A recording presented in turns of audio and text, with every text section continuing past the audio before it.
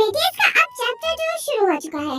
Actually मैं अपनी solo performance को लेके बहुत ज्यादा सोचता हूँ, बहुत सोचे हैं मेरे पास इसको लेकर। यहाँ पे कुछ ऐसी चीजें हैं जो मैं सच में करना चाहता हूँ। वैसे तुम्हारा क्या ख्याल है? तुम स्टेज पे अपनी एंट्री इस तरह से मारना। इधर आओ, मैं तुम्हें बताता हूँ। ओ क्या होने लगा है? उस तरफ घूमो, उस तरफ घूमो। 그냥 이렇게 하는 거야. 그냥 이렇게. 이렇게 형 이거 그거잖아. ये क्या? क्राउड को बहुत ज्यादा मुश्किल होगी। वो मुझे ऐसे कैसे उड़ा सकते हैं? उनको तो बहुत मुश्किल होगी। अगर तुम एग्री करते हो तो तुम्हारे लिए यह करने को मैं बिल्कुल तैयार हूँ। तुम्हारी स्टेज पे एंट्री मेरी जिम्मेदारी। मैं क्या सोचता हूँ पता है? मैं अक्सर सोचता हूँ 2018 का वी फेक लव के प्रमोशन के दौरान। मुझे लगता है कि तुम्हें अच्छे से याद है सब। एक्चुअली वो टाइम मेरी लाइफ का सबसे ज्यादा टफ टाइम था।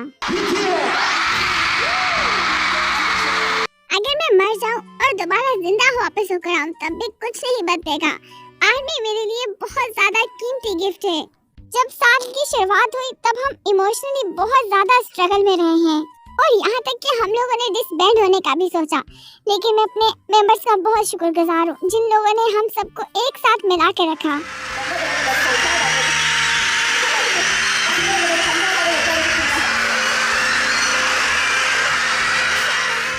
मुझे लगता है कि उस वक्त हम लोग अपने आउट ऑफ माइंड हो चुके थे। हमें कुछ समझ नहीं दे रहा था।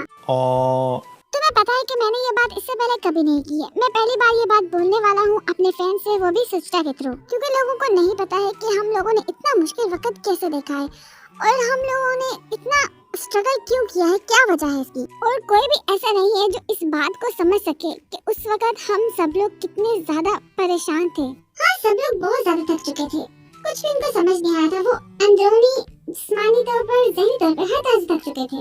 हाँ, हम लोगों ने हमेशा अपना बेस्ट दिया, लेकिन कभी-कभी ऐसे मोमेंट्स आते थे जब हम लोग महसूस करते कि अब हमसे नहीं हो पाएगा, हम थक जाते। और ये वही मोमेंट्स थे जब तुम्हें हिट किया, तुम परेशान हुए, तुम दुखी हुए। जब कुछ टाइम गुजरा था तो मैंने अपने आप को दूसरों के साथ कंपेयर करना शुरू कर दिया था, क्योंकि मेरे अंदर वो सुकून नहीं था जो दूसरे मेंबर्स के अंदर था। मैं वो सुकून के साथ और शांति के साथ नहीं रह सकता था और मेरी सोच दूसरों से थोड़ी मुख्तलिफ थी। इसलिए मैं अंदर से इतना ज्यादा जल चुका था और मैं इस बारे में बहुत ज्यादा सोचता था। मैं जब भी मेंबर्स को परफॉर्म करते हुए देखता था और मैं देखता था कि वो कितने ज्यादा परफेक्ट हैं और वो स्टेज पे कितना एंजॉय कर रहे हैं, लेकिन मैं ऐसा इंसान क्यों हूँ, मैं ऐसा क्यों हूँ? हर वक्त मेरे दिमाग में यही सोच चलती रहती कि मैं ऐसा परफेक्ट क्यों नहीं। उस वक्त जो हमें रिजल्ट मिलते थे वो बहुत अच्छे होते थे। हमें उस बात पे बहुत खुश होना चाहिए था। हाँ, हम लोग बहुत अच्छा कर रहे थे। हम लोग बिलबोर्ड में जाना चाहते थे, AMS में जाना चाहते थे, लेकिन उस वक्त हम सब लोग इस तरह से थे। क्या हो गया अगर हमारे रिजल्ट अच्छे आए हैं तो? हम लोगों ने अच्छा रिजल्ट पाने के लिए खुद को इतना ज्यादा क्यों हर्ट किया, क्यों खुद को इतनी ज्यादा तकलीफ दी? तो वो ये सारी सोचें थी जो मेरे दिमाग में आया करती थी। मेरे वक्त ये सोचता था, लेकिन ये बिल्कुल क्लियर था कि हमें उस वक्त यही सब करना था, तभी हम आगे बढ़ पाते। लेकिन इस तरह की सोचें मुझे बहुत पागल कर देती थी। मैं ज़हनी तौर पे बहुत थक चुका था। मैं बस एक दिन का ऑफ लेना चाहता था। एक दिन का ऑफ लेके मैं कहीं जाना चाहता था जहाँ मैं कुछ भी कर पाऊँ। और 2018 में जब हमने फेक लव की MV शूट की थी, मैं उस वक्त भी ज़हनी तौर पे बहुत थका हुआ था, बहुत थक चुका था मैं सबसे। तो फिर मैंने पूछा कि क्या हमारी सुबह सिर्फ डांस प्रैक्टिस है? अब कुछ होगा तो नहीं? अगर हम लोग सुबह एक दिन का ऑफ ले ले तो सब ठीक रहेगा ना? लेकिन उस वक्त हम अपने कमबैक की तैयारी कर रहे थे और ये एक बहुत इम्पोर्टेंट डांस प्रैक्टिस थी।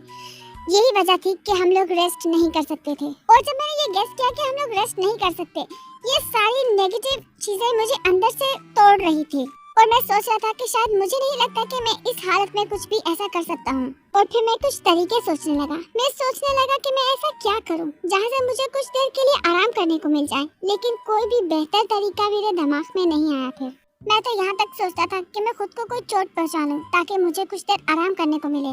लेकिन अब मैं खुद को बदलना चाहता हूँ, उस वी से, उस पास्ट वाले वी से मैं खुद को बदलना चाहता हूँ।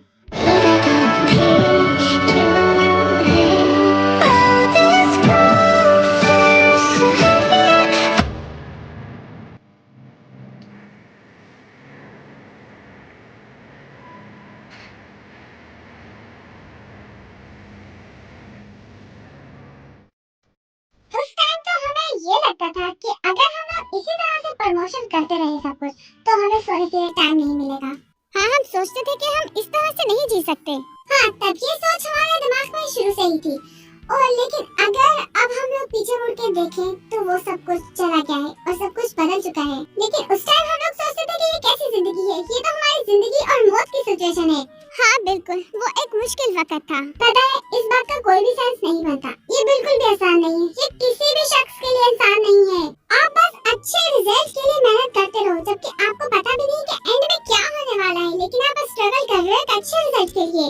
लेकिन अगर कोई हमें 2018 में कहता कि बिलबोर्ड 100 हॉट 100 के अंदर तो फर्स्ट प्लेस पे आओगे, तो हम इस बात का कभी यकीन न करते। बिल्कुल सही कहा, बिल्कुल। ये बात तो कोई कह ही नहीं सकता था। अगर कोई कहता तो हम सोचते कि ये तुम प्रैंक कर रहे हो। तुम्हें याद है वो फेक क्लब की प्रमोशन के दौरान तुम्हारा चेहरा एक्सरसाइज की वजह से तुमने अपना देखा था, तुम कितने बड़े लग रहे थे। तुम्हारा चेहरा ऐसा था, इतना बड़ा, और हम लोग तुमने क्या खा लिया है? 그때도 뭐 먹고 있었? हम लोग तकरीबन फेक लैब नहीं रिलीज करने वाले थे। हम लोग ये नहीं कर सकते थे। तो फिर हम लोगों ने कुछ न कुछ करके टीयर्स लिखा। हम लोगों को उस तरह की सिचुएशन के अंदर ये सॉन्ग जरूर लिखना चाहिए था, क्योंकि हमारी सिचुएशन ही ऐसी थी। और हम ऐसे थे कि चलो अपने मेंबर्स के लिए एक सॉन्ग लिखते हैं। बाहर से तो टीयर सॉन्ग एक ब्रेकअप सॉन्ग है, 2 लवर्स के लिए, लेकिन अंदर से अगर देखा जाए तो ये मेंबर्स के लिए एक मैसेज है। 같은 곳에 걸어서는데 이것이 없어 서로를 부수는 같은 꿈을 꾼다 생각했는데 심장이 찢겨져 차라리 볼 채워줘 고통과 미련 그 무엇도 남지 않게끔। और जब हम लोग लव योरसेल्फ आंसर एल्बम के ऊपर काम कर रहे थे, 그러다가 이제 और तब हम लोग अपना कॉन्ट्रैक्ट रिन्यू कराने की बातें भी कर रहे थे। तब नामजुन, मैंने और जेहोप ने टीयर सॉन्ग लिखा था, और हम लोगों ने एक लंबा नोट लिखकर तुम्हें और जंकू को सेंड किया, और हमने कहा लव यू गाइस। तो तुम लोगों को वो लव यू गाइस वाला टेक्स्ट कैसे लगा? हाँ, मुझे वो टेक्स्ट अभी भी याद है।